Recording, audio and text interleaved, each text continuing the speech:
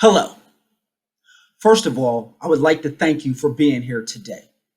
I am very grateful, humbled, and honored to be able to share with you my life experiences, along with how education has truly uplifted and changed the course of my life.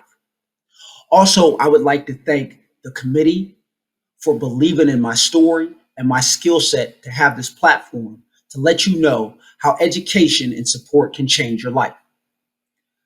So I get asked all the time, Freddie, how did you go from a dumpster diving, panhandling, peeing on yourself, homeless, drug addicted, spiritually dead? How did you go from that to within 4 years, you're a family man, volunteer, graduate of high honors, and you have a motivational speaking company where you travel the country and you speak on mental health and substance abuse in the form of keynoting national conferences, holding high school assemblies, and addressing student bodies. National scholar, published author. How did you do that? Here's your answer: support. That's why I love this conference, because the reality of it is, I was placed in front of people that were in positions of power in education, and they were intentional with how they helped me. Let me explain what I mean by intentional. See, the word intentional in higher education cannot be rhetoric. It has to be displayed through character and through behavior. They were intentional, meaning they showed empathy, meaning they showed me how they wanted to help me by understanding with a student like me that does not fit in the box, that is non-traditional, that comes to the table with a different set of challenges. They understood that they must look at me as health is wealth. So what did they do? They talked to me about my life outside the classroom. They talked to me about how I was handling my recovery, how I was handling my mental health, because they understood if I could have that part of my life correct, then everything else would fall into place. And that's where you would see the rewards of graduating with high honors. That's where you'd see the rewards of being a published author. That's where you'd see the rewards of being a leader on campus, being a mentor, because they knew well, they understood that each student is different. And the way that we change higher education, the way that we raise retention is by understanding that we need to be intentional with each student in a different way, because each student is different and they come to the table with a different set of issues. Instead of looking at everything in this box, that's how we change the landscape, and that's how we have a future that is better for the youth. But let me break it down. So as I said, homeless, drug addicted, completely out of my mind. I get the physical, psychological, and spiritual help that I need, thankfully. A year goes by in my recovery, and I enroll into a community college, Delaware County Community College, changed the course of my life. I enroll. Now, mind you, when I enrolled, I had no plan. I didn't know nothing about being published. I knew nothing about keynoting. I knew nothing about, all I knew was I just wanted to go to college, and I knew college could change my life, but I didn't know how. I didn't walk in with this great master plan and I would do this and I would do that and I would do this. No, I just got placed with the proper people that understood how to deal with me. So I'm in school, and I'll never forget, I take my placement test. And when I take my placement test, I score in all remedial levels to be placed in the remedial courses. And when I do that, my self-esteem was truly hit. And I felt like I wasn't good enough. And I felt like, well, I'm 30 some years old. I'm in school with people that are 18, 19, 20. I'm not good enough. Why am I here? I'm just going to quit. But being in a healthy relationship, my wife told me, no, just go to class, let it play out, and do the best you can. Best advice I ever got. So I'll never forget, I enrolled in English, the lowest one you can take, 025. And I'm in English 025, and she gives us an assignment. And this is an example of what I'm talking about being intentional. And the assignment she gives us, she says, I want you to write a story on identity. And in this, I'm not grading based on grammar. I'm grading based on content. And I want you to be honest about who you are and why you're here and what you're looking to get out of college. So I said, okay, you sure? She said yes. So I wrote in there about how I was in a basement of a treatment center and I was picking out clothing. I wrote in there about how I was homeless and I dumpster dived. And I talked about how my struggles with mental health and substance abuse disorder. I wrote all that in there. And I'll never forget, at the end of class, she said, Freddie, there is life in this paper. We're going to get you published. Now, mind you, I know nothing about publications. Mind you, I don't know nothing about this system and how things work. But because she saw potential in me, because she believed that I had a gift, and because she saw that my story could help other people, she went above and beyond what her description of her job was. And that's what we must do as educators. That's what we must do as people that are dealing with the youth. We must understand that when we see a light, we're supposed to make it shine bright. That's our job, right? And I learned that from them. And that's why I titled this speech, What is Your Legacy? Because her dealing with me, her helping me out, helped me to understand my legacy now is to empower people, to empower other people. So we're going through the process of the paper, and she's sitting with me after class. And because we have such a good rapport, I'm listening, I'm paying attention, I'm learning sentence structure, I'm understanding verbs and adjectives and subject predicates, and I'm understanding now how to write, and I'm getting more in tune. In the meantime, my home life is better, right? My grades are flourishing, and it's because my self-esteem is building, right? And so I set a goal. I want to be in PTK National Honor Society. But to do that, I had to receive a 3.5, which meant that I had to score well enough in these remedial courses to get to the next courses because there were prereqs. So she keeps telling me, Freddie, this is going to get published. I'm like, I don't believe it. Well, don't you know, I get a scholarship to a conference. And at this conference, first time ever being there. And I'm walking around, I'm like, hey, my name's Freddie. And I'm walking around and I don't know nothing. All I had is business cards. And I said, I'm a motivational speaker. I didn't know nothing about contracts. I didn't know nothing about any of this stuff. What I didn't know was I was building a foundation for the rest of my life. And I went to the conference. And I remember getting there. And I remember seeing all these people, and they're all published. And, you know, these people have double doctorate, masters. And I started feeling like I wasn't good enough. So I remember I had my paper with identity, and I remember talking to a lady in there, and she said, Freddie, I was in a workshop and I had, rose my hand and I had gave, answers and really just being interactive with her. And she said, I have a publisher that would like a story about how colleges need to have more collegiate recovery programs. She said, do you have something about that? I said, yeah, I got this paper on identity. I got this wonderful paper. Don't you know that paper ended up being published in the Philadelphia Inquirer on the front page of the current op-ed section? Now backtrack. How did this happen? With a person that didn't know anything about it, with a person that didn't understand the system. Again, the educator I was dealing with was intentional with how she dealt with me.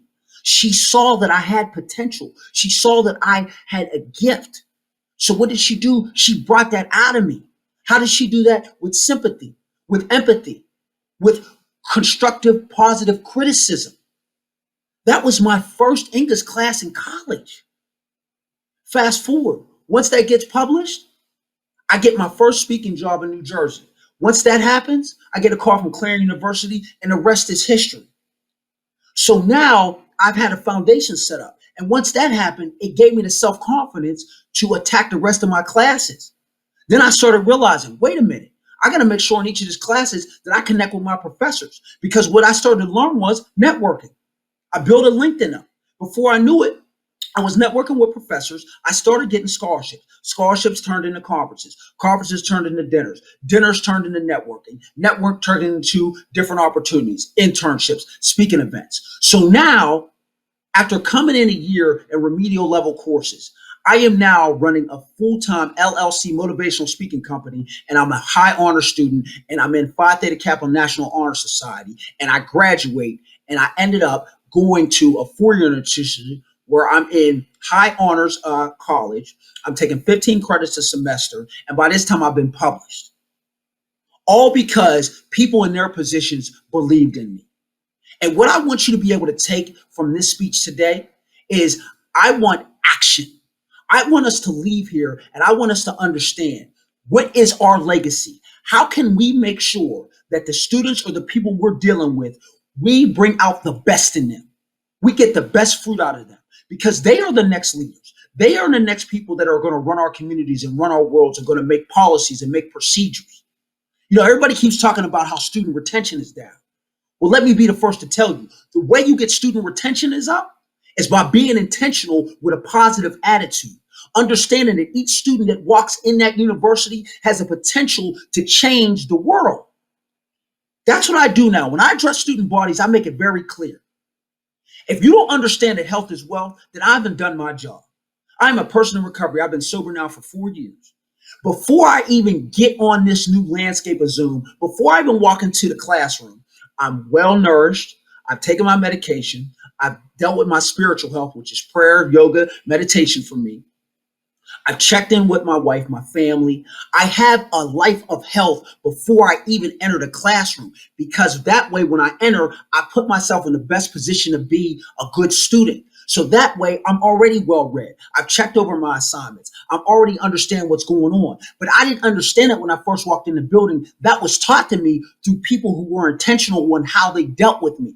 They understood that I'm not like the rest of the students. I'm a non-traditional student, right? Meaning I've been at other schools before. I'm 30 years old, and I don't fit the necessary demographic of what normally walks in this building. But just because I don't fit that demographic does not mean I can't be successful.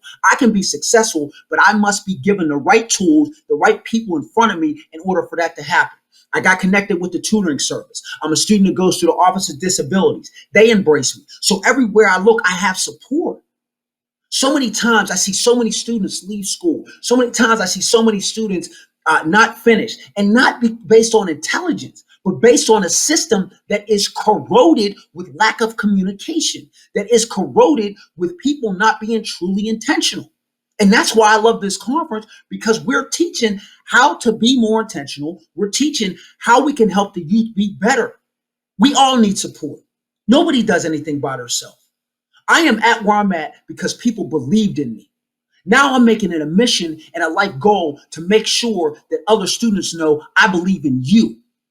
That way we can start a cycle of empowering people to empower other people. Imagine what type of world we've been in. We look at the world right now, and it's a microcosm of lack of communication, not being intentional, and not making sure that everybody is at the table. I hear all the time, if you're not at the table, you're on the menu. Well, I'm starting to look at the world and realize, well, wait a minute. Instead of having a small table, why not have a bigger, diversified table where we all count, where we all matter, where all policies are done right? And I want you to also understand, too, with my story, it just speaks to the heart of what can happen with the right support, plus hard work, plus thinking outside the box. Now, I'm going to school for communication, and my goal now is to graduate summa cum laude. And everybody says, Freddie, that's a pretty big goal. Well, the way I look at it is, if my goals aren't scaring me, they're not big enough. I have to set high goals, because how can I teach what I don't live? A lot of times students ask me, how was I able to be so successful? And I make clear to them, I give them a tutorial, especially as a mentor and a leader on campus, on how I do it.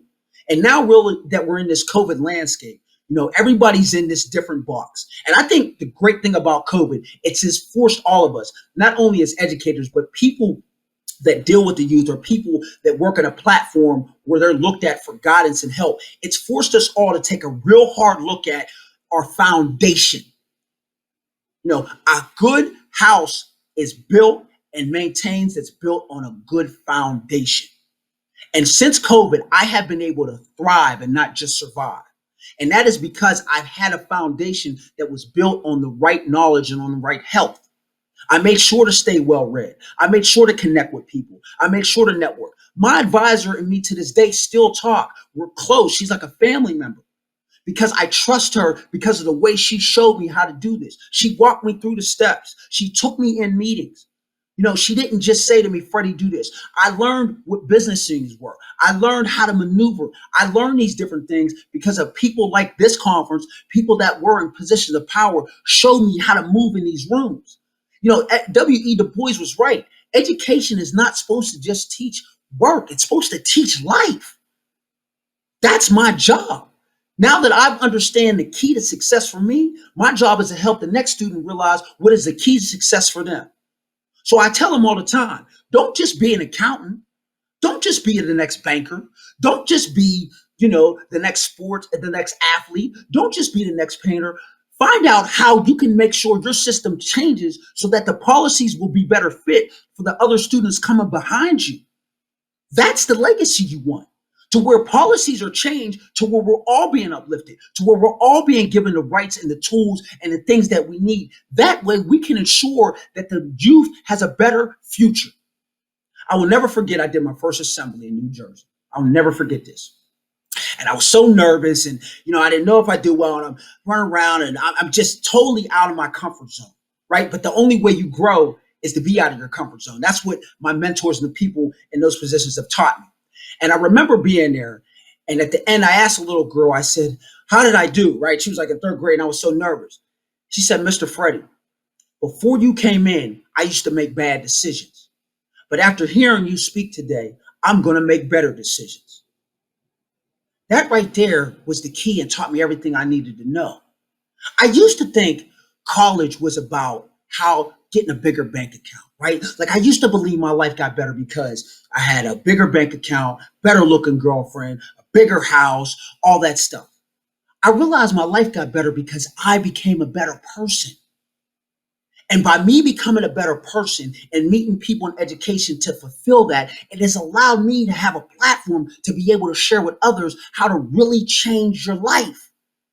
Recovery is a pronged system. It is about obviously the physical health, obviously my mental, my emotional health, obviously my spiritual health, but also the education piece in part with that can be intertwined. I learned that I can be a professional and have a heart. I used to think they were different. I used to think that being a professional meant I was just in this box and I was professional and we do things this way and bam, bam, bam. No. Being a professional means we get the whole student. Meaning that if I'm in front of a classroom, I might have a student that smells. I might have a student that keeps nodding off. I might have a student that's not in a good mood. The question is, and I heard my mentor say this, do I just send them the policy and procedures, or do I ask them to stay after class and ask them how they're doing? Do I confront them and talk to them in a respectable tone to where it is about what you can do or not what you can't do? Am I willing to work with them? I think a lot of times when we're dealing with the youth or in education and other things, we think the job is just about the description. No, the job is totally about how can I make sure to get the best fruit out of these people? And in order to do that, it might look like extra work. It might look like extra time. But that's the beauty of education because we get placed in positions where we can watch somebody come in that totally knows nothing. And by the time they're done, they've graduated summa cum laude and they're traveling the country. That's the beauty. We can literally change lives one at a time. Because of everything I've learned, because of everything that's happened to me, I have decided to make it a legacy point to ensure that the future of the next generation will be better. I ask you all that when you're looking at today's institutions, whether it be healthcare, whether it be education, whether it be politics, whatever you want to name it, ask yourself, why are we not better? What has happened in all this time of America being here that we are at this point? Why is retention really down? Why is student loan debt the highest debt in America right now? What has happened that people no longer trust these institutions? Where has the communication broke down between the parent, the teacher, the higher ed administration? What happened? When you come to that answer, I want you then to ask yourself, what can you do to make it better? What can you do to ensure that those problems will be dealt with? What network do you have to ensure that the next student won't be faced with the same obstacles? What can you do to help? This speech is not about me. This speech is about ensuring that we get other people to branch out and build a network so that we all have everything we need in order to make these institutions better. It's not just the Harvards. It's not just the Yales. It's also the state schools, the posse schools, the community colleges, right? The business schools, the technical schools. Everybody matters. Everybody plays a part, down to the janitor. I'm here to tell you, one of my best friends at my school was the janitor. You know why I loved him? Because he gave me upliftment. Every time I see him, how's your classes doing? Would talk to me. I used the building to get a new life. Education taught me how to build a new life, not only with just books, but also with talking, being professional, being a person. I learned everything I needed to learn, but I would have never knew that hadn't people took the time. Hadn't they sat down with me and said, Freddie, you have a gift. And our job is to bring that gift out of you. So I ask you today, what is your legacy? If the people before you had laid their life down, have changed the institution, have done everything they can to make it better, I ask you today to ask yourself, what is your legacy? And how will you make sure that legacy is instilled in the next student so that the next student has their own legacy to build as well? Thank you for allowing me to share today. And I wish you all a blessed day and safe travel.